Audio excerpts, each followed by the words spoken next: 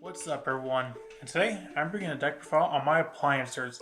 Now, Appliancers is a pretty fun archetype and a very interesting archetype. An archetype that I feel like has the potential to be a very powerful deck, but it's just missing a few cards to really kind of push it there. So in my opinion, the part that's really lacking on it are the Appliancer Link monsters, because even though this is an Appliancer deck, we don't run any of the links because the links hold this deck back so much. Like, considering all the links cannot be used as link material to turn they are summoned. They're all level 1s, and like none of them except Saltapus even point down. Yeah, they're just not good. But the monsters themselves are pretty good, and with it being machine, obviously we got machine dupe. And yeah, make sure to like and subscribe, and let's get right into it. First, I run 3 copy of Breaker Bunkle. You run 3 copies of each of them, I'll just say that. Breaker Bunkle is kind of like the hand trap-ish card. Once per damage calculation, if an Appliancer monster you control battles an opponent's monster, quick effect, you can discard this card for that battle. That monster you control cannot be destroyed, also you take no battle damage. It's nice, but there's much better use for it. Mainly with Appliancer Soccer Roll and Appliancer Copy Buckle. Soccer Roll, if you control an Appliancer monster, you spell summon this card from your hand. Copy Bunkle, kind of the same thing. So if you have, let's say, one of each, you can normal summon the Breaker Bunkle, then special the other 2 from hand. Now, Soccer Roll has an additional effect that if you summon another Soccer Roll while you currently control Soccer Roll, you can special summon the 3rd Soccer Roll from your deck, though that's not going to come up too likely. And Copy Buckle does have a grave effect, but not on the same turn it's sent to the graveyard, which is to target Appliancer monster you control, special summon monster with the same name from your hand or graveyard, which is pretty cool. So going into turn 2, that might be pretty useful. Next, I run 3 Parallel Exceed. I'd say in any deck where you summon a lot of links or is very link focused, you should run Parallel Exceed. And in a lot of link focused decks, I really don't see this much anymore, which is really confusing because it's a free link 2, a free rank 4. Why not? I guess maybe with Dweller gone, that's limiting some options, but there are still rank 4s that you can make. Or if you want to use it for a link 2, that's also an option. It just puts 2 free bodies on the board, so why not? Because there's pretty much not a scenario where you're not going to be link summoning, because that's pretty much all you do. Next, the next 2 cards kind of show the extra deck a bit. That is Codebreaker 0 Day and Silent Boots. I do run the Codebreaker as well as a small Phantom Knight engine. More so when I'm trying to think of like good link plays, not a whole lot of those left. Now that Appaloosa is gone, like if Appaloosa was still here, I'd say make a 4 Matilda Appaloosa. But we can't really do that anymore, so it's very limiting. And for me, I feel like Rusty is kind of like the next best option, especially since we do run darks in this deck, because Copy Buckle is a dark. And obviously can link into a dark. But also the Codebreaker 0 Day can also make Rusty pretty easily too, and then have enough material left over to maybe make like an SP. And honestly, that's a pretty good end board. So let's say you manage to go full combo, you'll end on like the very least an SP Little Knight and 2 Fog Blades, which is pretty good. Fog Blades is pretty good, and there's not really much kind of work around Fog Blade. Like, there aren't any hand traps that will affect Fog Blade. And SP in itself is also a really good card. And that's not to mention if you draw into other hand traps or make another link monster, but those are going to be your 2 focal plays. Next, for hand traps, I run 3 Ash Blossom. I also run a 1 Effect Veiler. The main reason I run Effect Veiler is because it's a spellcaster, and that does matter because we do play Selene. Moving on to the spells, I play 3 of the Field Spell. When this card is activated, you can add 1 Appliancer card from your deck to your hand, except a Field Spell, and once per turn if you're a Link monster or an Appliancer Link monster. Once per turn if you link summon an Appliancer Link monster, you can add 1 Appliancer monster from your deck to your hand. Once per turn, when a monster declares an attack, you can move 1 Appliancer monster you control to another of your main monster zones. That's kind of a little bit what the Appliancers do, is like move Link monsters around, or their own Link monsters around more so.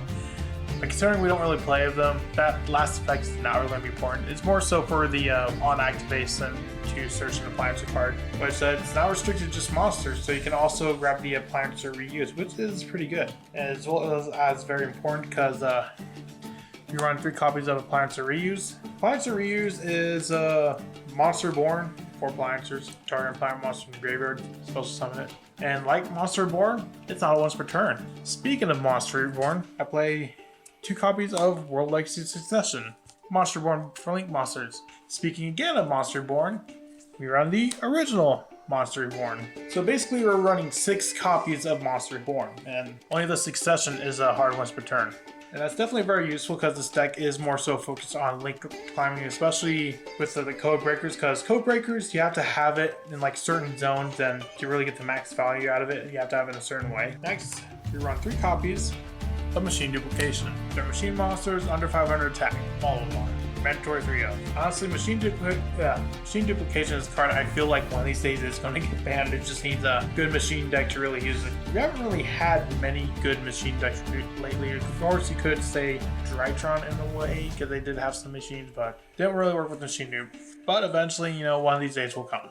Also play 1 for 1 because they're all level 1s. That's also the same reason why I play 2 Jack in the Hand. Jack in the Hand, basically reveal 1, you add 1, and then you shuffle a third into deck. So basically, 1 goes to your hand, 1 goes to your opponent's hand, 1 goes back to the deck. And since we run exactly 3 Appliancer monsters with different names, Jack in the Hand is a pretty good option. I did think about running Wear Out Thou, but after the initial summon, like we don't really have a lot of summon from hand options. Now, of course, we have something like Saryuja, but that's not the most effective. Plus, there are better uses for Saryuja. Copies of Thrust. Thrust is pretty good. You know, activate a hand trap, grab any normal spell trap. So this is be good. Like if they want to hand trap you, then you can grab your Machine Duplication, or you can grab an Imperm for next turn. Depending on if you're going first or second. If you're going second, and your opponent controls a monster, then obviously this card gets much more powerful. But even just like getting something like simple Imperm is going to be pretty solid for this deck. Moving on to the traps, I play 3 Fog Blade, as well as 3 Emperor. Basically Fog Blade. I would say Fog Blade is more so going to be the backbone of your deck, considering Rusty is going to be the main player going into in order to have 2 Fog Blades, because certain decks, they struggle with interactions a bit more. Even if we're talking about current meta, like Fog Blade is still a very effective card. Maybe not as effective as it used to be, just because cards nowadays are just so consistent. Look at Malice and Rise Heal. But having 2 Fog Blades in addition to like an SP or another hand trap, it's going to be pretty solid because you can do so much, especially if you time it really right.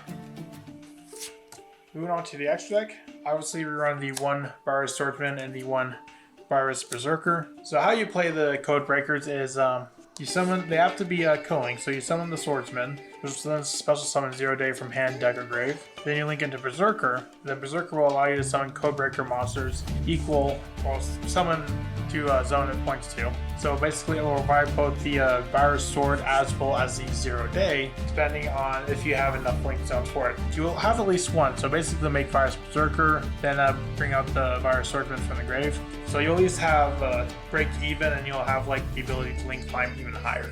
Also, you know, I've been talking about it, Rusty Bardiche. Rusty is a pretty important card. I also run 1 SP Little Knight, it's a very solid thing too. I do run 1 Celine Queen Master of Magicians, and yes, we do run a Spellcaster and a Cautious Magician. So I'd say this is where you're probably going to go into most of your times. You're going to start off by making plays into a Cautious Magician, then you can link up into either the Celine or Rusty, or if you have the Codebreakers, then other plays as well, because the Cautious Magician is pretty cool because the arrows point up and down, so they line up perfectly with the Virus Swordsman. So summoning the Cautious Magician first and then summoning a Virus Swordsman, you'll be able to summon the 0 day. Also run 1 Almirage, mainly because if you open, let's say, only 1 Appliancer monster and your hands just reuse, Succession, and Monster Reborn, then you're not really going to have many plays. At least with the Almirage, you can sort of get your plays started. Next, I run 1 copy of Underworld Goddess. Pretty good Link 5, as well as the Bujinki Asahima. Asahima comes up in, I would say, very certain scenarios. It's probably not a card you're going to be making, I would say, too often. But if you happen to have 1 Appliancer in your hand and 1 in your graveyard, then you can link into this and immediately overlay a monster. I also run some pretty generic cards like Dark, Phoenix, IP, and Saryuja. Now, Saryuja is one I'm also potentially looking about. Like, I'm not completely sold on it, because before, when I was building appliancers, I was trying to do like an appliancer danger, because dangers were just unbanned and they're not full power. But thing with dangers, it's not really good in modern day unless the deck already has synergy with dangers. Like, let's say a Graver Lantern deck like Orcus, Thunder Dragon. Those would be able to take advantage of full power dangers pretty well. Something that's very great for Lance. Not only do you get to draw power off of the dangers, but you also get to discard effects, and it will set up your grave for your deck. Appliancer doesn't really have that. So honestly, Saryuja probably could also be cut for like maybe a synchro play if you want to really expand on the Celine plays, which is an option, though there aren't really that many just because the appliancers are all level 1s. I guess you could like go for Formula Synchron, and that does draw you a card, but you're not really going to have much play beyond that. And lastly, I run the 1 Sylvan Princess Sprite as well as 1 Dugaris. That's it for my appliancers. Let me know what you think of appliancers. You think they're pretty cool? Make sure to check out my Patreon for the tutorial, and as well as the combo and test hands. I'll see you in the next video I make. Bye.